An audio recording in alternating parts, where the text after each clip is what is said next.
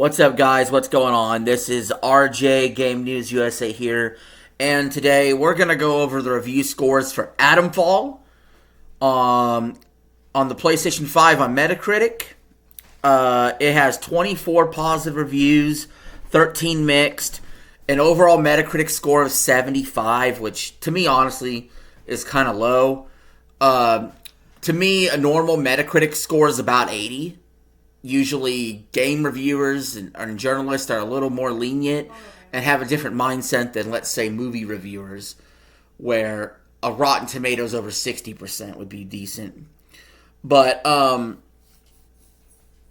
yeah, 75. Looking rough out there for Atomfall. So hopefully it doesn't scare you away for wanting to play this game. No perfect scores, no 95s. The highest scores are straight to a 90.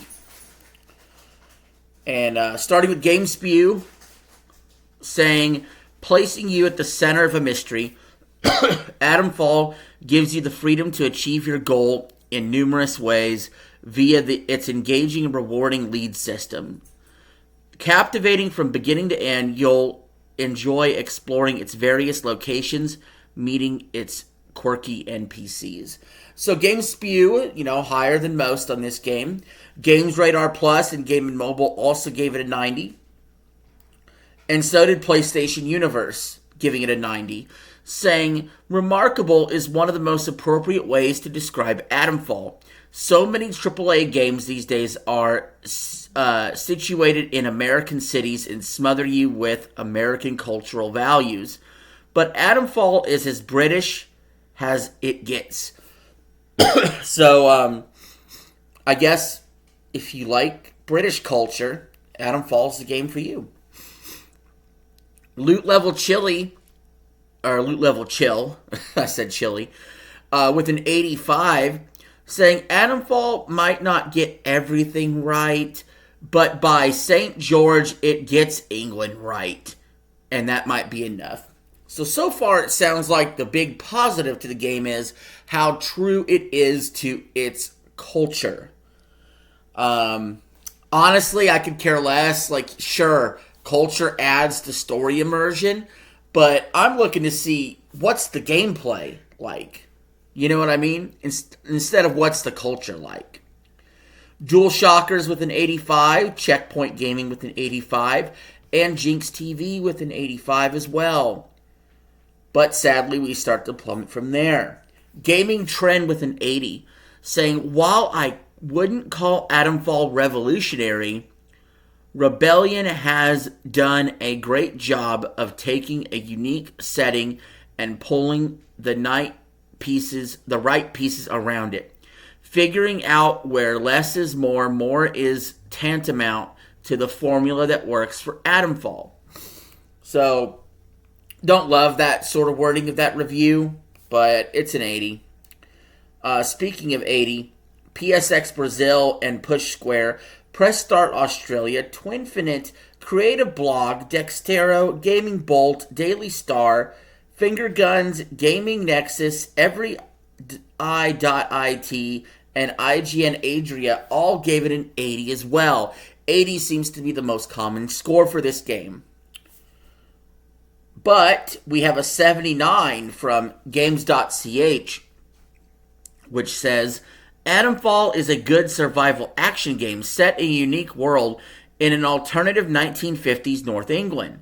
The combat is fun, the exploring worthwhile, and comes with much freedom. Nevertheless, modern comfort is few and far between. Sounds like they have an issue with the maybe modern controls. Maybe it's not as modern as far as controls or UI goes, perhaps. I'm not sure what they're alluding to here. Hobby Consolas with a 78. Similar to an English Sky, some aspects of the game are too gray to shine among other titles. Even so, you can feel the interesting storytelling and some clever ideas that deserve a chance. You won't be amazed, but you will have a good time. Sounds very milquetoast to me, if you ask me. GamePro Germany with a 77, saying Atomfall is not a game for the masses, but a motivating search for clues with British charm and a character of all its own. So far, going through all the positive reviews, it sounds like the big thing people are happy about is just that it's British. Unfortunately, that's not good enough for me to want to dip my toe in on a full-price game. I need more than, hey, it's British, so therefore it's cool, bro. I mean a little more than that. I don't feel like these reviews failed to captivate a really great reason to buy this game. But maybe it did for you.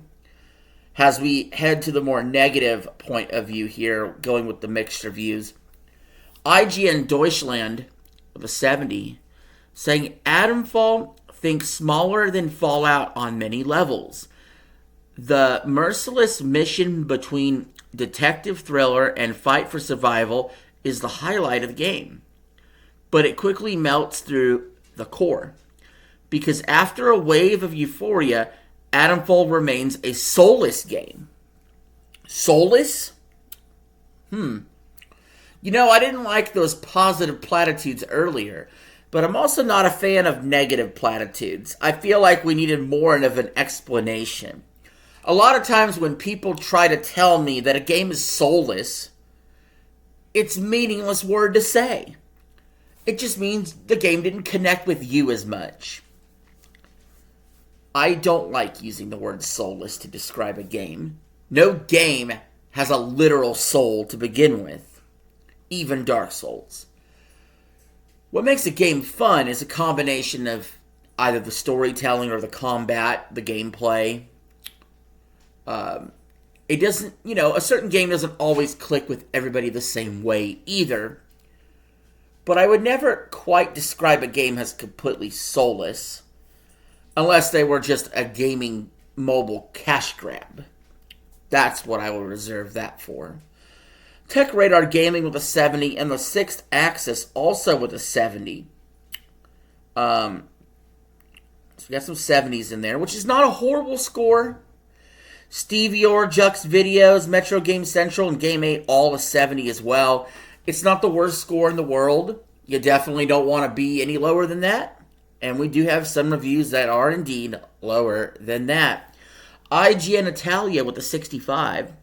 Atomfall makes a courageous change of direction for Rebellion, offering a fascinating British, I'm not sure what that word is, satisfying exploration and effective ranged combat. However, technical shortcomings, deficient AI, and superficial storytelling prevent the title from exceeding.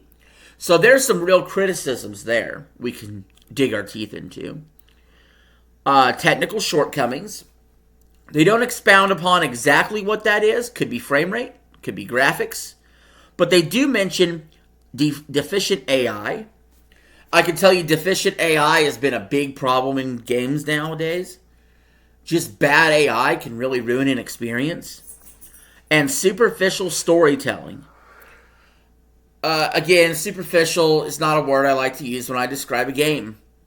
It's all kind of superficial at the end of the day. So I like that negative review a little better than I like some of the other reviews. But they still haven't really hit home on it. I say in general, a lot of these reviews suck.